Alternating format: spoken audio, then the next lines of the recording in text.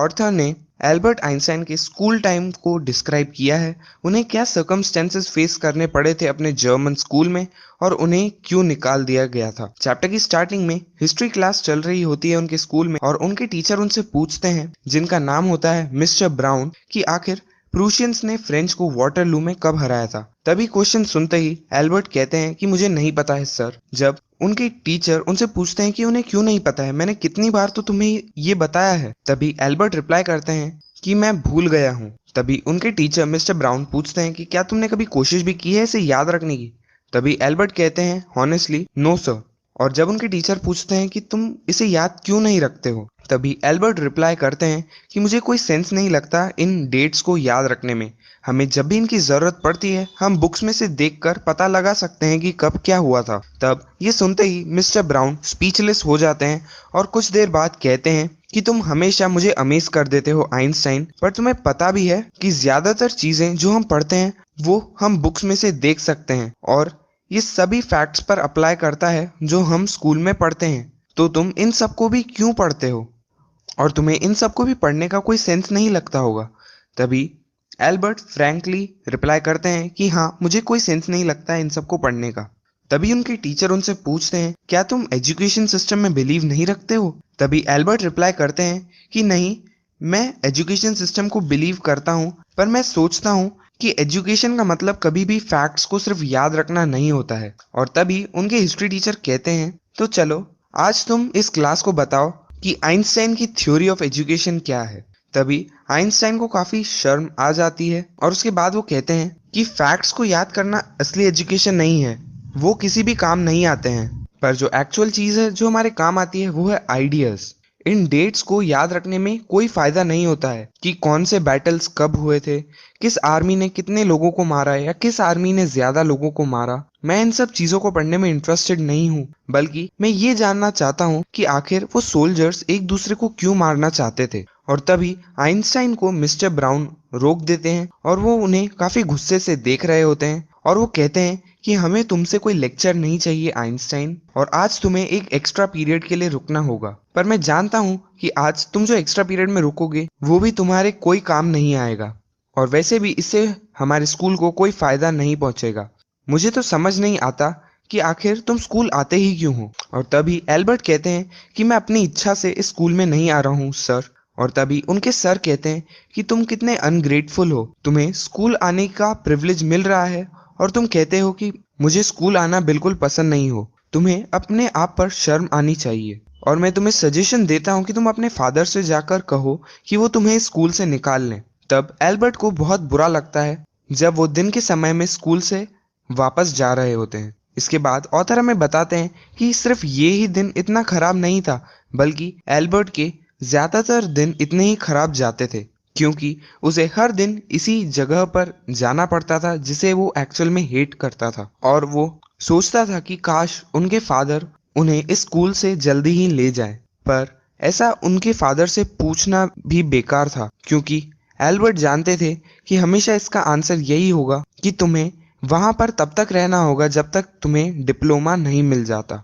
इसके बाद ऑथर हमें बताते हैं कि स्कूल के बाद जब वो अपने घर की तरफ जाते थे तब भी वो बिल्कुल खुश नहीं होते थे क्योंकि वो एक रेंटेड रूम में रहते थे, क्योंकि उनके फादर के पास काफी कम पैसे थे एल्बर्ट पे खर्च करने के लिए। इसीलिए वो सबसे पुअरेस्ट क्वार्टर्स में रहते थे मुनिच के। मुनिच उनके शहर का नाम है जहाँ पर एल्बर्ट अभी रह रहे हैं, जिसमें एल्बर्ट को कोई फर्क नहीं पड़ता था वहाँ के बेकार खाने से या फिर वहां पर रहने के अनकंफर्ट से। पर जो सबसे ज्यादा चीज जो वहां पर एल्बर्ट हेट करते थे वो थी स्लम वॉयलेंस। जितना भी वॉयलेंस होता था उस स्लम में वो एल्बर्ट को बिल्कुल पसंद नहीं था। वो बताते हैं कि उनके रूम की जो लैंड लेडी थी, मतलब जो मालकिन थी, वो हमेशा अपने बच्चों को मारती रहती थी और जब भी उनके हस्बैंड सैटरडे को वापस आते थे तब वो ड्रंक होते थे और वो आकर उन्हें मारते थे। इसके बाद ऑथर के एक फ्रेंड होते हैं यूरी, वो कहते हैं कि कम से कम तुम्हारे पास एक रूम तो है रहने के लिए, वो ही बहुत बड़ी बात है। इसके बाद एल्बर्ट कहते हैं पर एटलीस्ट तुम कम से कम सिविलाइज लोगों के बीच में तो रहते हो जो लड़ते झगड़ते नहीं है, चाहे भले वो पुअर स्टूडेंट्स ही क्यों ना हो। तभी यूरी रिप्लाई करते हैं कि मैं कोई सिविलाइज लोगों के साथ नहीं रहता हूँ, अभी हाल ही में तुमने नहीं सुना कि पिछले ही हफ्ते एक लड़ाई में एक लड़के को मार दिया गया था। और तभी एल्बर्ट पूछते हैं, पर उसका क्या हुआ जिसने उस लड़के को मारा था?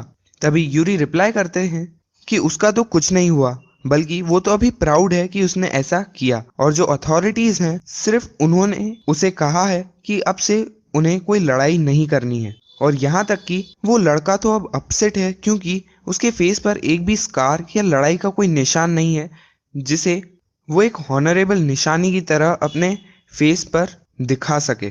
तभी एल्बर्ट कहते हैं कि क्या ये सब स्टूडेंट्स हैं? तभी यूरी रिप्लाई करते हैं कि हाँ, वैसे तुम भी अब एक स्टूडेंट एक दिन बन जाओगे।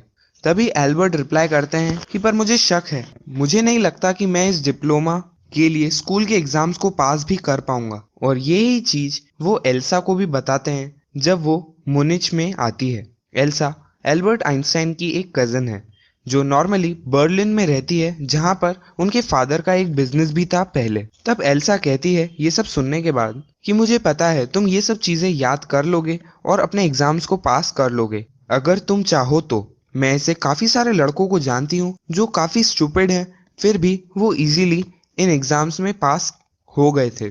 तुम्हें एग्जाम में पास होने के लिए कुछ भी जानने की जरूरत नहीं है, बल्कि तुम एक पैरट की तरह सब चीज़ों को याद कर लो और तुम एग्जाम्स में पास हो जाओगे। और तभी एल्बर्ट कहते हैं कि सबसे बड़ी दिक्कत यही तो है, मुझे ऐसे चीज़ों को बाय हार्ट याद रखने में ही सबसे ज़्यादा दिक्कत होती है। तभी एल्सा कहती है कि तुम्हें इसमें बहुत अच्छा होने की ज़रूरत नहीं है, तुम एक पैरट की तरह चीज़ों को याद कर सकते हो, बस तुम कोशिश नहीं करते हो। और तभी एल्सा पूछती है, पर तुम ये पढ़ क्या रहे हो? तभी एल्बर्ट उन्हें एक जियोलॉजी की बुक दिखाते हैं। तभी एल्सा शॉक्ड हो जाती है कि जियोलॉजी, रॉक्स और टाइप्स ऑफ रॉक्स, रॉक्स कैसे फॉर्म होते हैं, ये सब चीजें, क्या तुम ये सब याद कर रहे हो? तभी एल्बर्ट कहते हैं कि नहीं, हमारे स्कूल में कोई भी साइंस मुश्किल से ही पढ़ाई जाती है, इसीलिए मैं ये पढ़ रहा हूँ। तभी एल्सा पूछती है कि जब तुम्हें ये स्कूल में नहीं पढ़ाया जाता तो तुम ये पढ़ क्यों रहे हो? तभी एल्बर्ट रिप्लाई करते हैं Jersey. Debbie, sari. Jersey. Sari. Ma, Jersey. Sari. Mama, lucky Jersey. I made it very school में नहीं पढ़ाया जाता तो तुम ये पढ़ क्यों रहे हो? तभी एल्बर्ट रिप्लाई करते हैं क्योंकि मुझे ये अच्छा लगता है, और क्योंकि ये सब्जेक्ट मुझे पसंद है, तो इससे अच्छा क्या रीजन हो सकता है इसे पढ़ने का। तभी एल्सा कहती है कि तुम सही कह रहे हो, पर ये चीज तुम्हें डिप्लोमा लेने में हेल्प नहीं करेगी। इसके बाद ऑथर हमें बताते हैं कि एल्बर्ट साइंस की बुक्स के अलावा सिर्फ म्यूजिक ही था जो उन्हें कंफर्टेबल फील कराता था।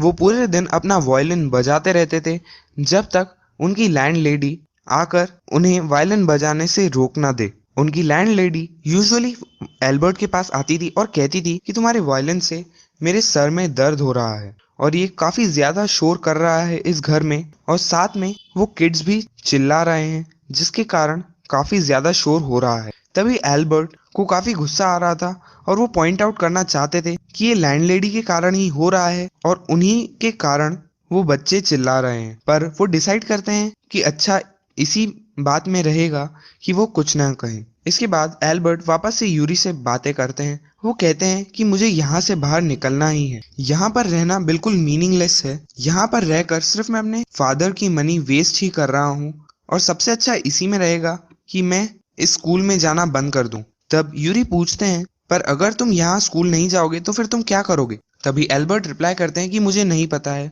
मैं वापस मिलान चला जाऊंगा जहाँ पर मेरे पेरेंट्स हैं, पर मुझे डर है कि मेरे फादर मुझे वापस से यहाँ पर ही भेज देंगे स्कूल जाने के लिए। और तभी एल्बर्ट को ये कहते हुए एक आइडिया आता है और वो यूरी से पूछते हैं कि क्या तुम किसी फ्रेंडली डॉक्टर को जानते हो? तभी यूरी रिप्लाई करते हैं कि मैं काफी सारे मेडिकल स्टूडेंट्स को जानता हूँ, पर मैं किसी डॉक्टर को नहीं जानता क्योंकि मेरे पास इतने पैसे नहीं है कि मैं किसी डॉक्टर को विजिट कर सकूं। पर तुम ऐसा क्यों पूछ रहे हो? तभी एल्बर्ट कहता है कि सोचो, अगर एक डॉक्टर कह दे कि मुझे नर्वस ब्रेकडाउन है, जिसका मतलब होता है सीरियस स्ट्रेस या डिप्रेशन, और स्कूल जाना मेरे लिए काफी नुकसानदायक है और मुझे स्कूल जाना अभी से ही रोक देना चाहिए। तभी यूरी कहते हैं कि मैं तो इमेजिन भी नहीं कर सकता, भला एक डॉक्टर ऐसा क्यों कहेगा? तभी एल्बर्ट कहते हैं कि मुझे ट्राई तो करना चाहिए, सिर्फ तुम एक डॉक्टर को ढूंढ लो जो सिर्फ नर्व्स में स्पेशलाइज्ड हो। तभी यूरी कहते हैं कि ऐसे बहुत सारे डॉक्टर हैं, और उसके बाद एक छोटा सा पॉज लेने के बाद अनविलिंगली यूरी कहते हैं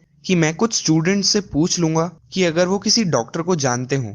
तभी एल्बर्ट यूरी को थैंक यू कहते हैं और एल्बर्ट की आंखों में एक अलग ही चमक आ गई होती है। वो काफी खुश हो गए होते हैं। तभी यूरी कहते हैं कि अगर मैं तुम्हारे लिए डॉक्टर ढूंढ भी दूं तो जरूरी नहीं है कि वो तुम्हारी मदद करने के लिए तैयार हो जाए। तभी एल्बर्ट कहते हैं कि वो मेरी मदद जरूर करेंगे। मैं इस प्लान को और आसान बनाने के लिए एक असली नर्वस ब्रेकडाउन में चला जाऊंगा। और वो एकदम से हंसने लगते हैं। और तभी यूरी कहते हैं, मैंने तुम्हें कभी भी इतना खुश और इतना कम नर्वस कभी नहीं देखा है। और तभी एल्बर्ट कहते हैं कि अगर मैं 1-2 दिन स्कूल और जाऊंगा तो मैं वापस पहले जैसा ही हो जाऊंगा। और फिर जब यूरी अगली बार उनसे मिलते हैं तब तक एल्बर्ट फिर से वापस पहले जैसे ही हो जाते हैं। वो अपनी हाई स्पिरिट्स फिर से खो देते हैं। और एल्बर्ट कहते हैं कि मैं यहाँ पर और देर खड़ा नहीं रह सकता हूँ। मुझे सच में एक नर्वस ब्रेकडाउन लेना ही होगा ताकि मैं सेटिस्फाई कर सकूँ उस डॉक्टर को।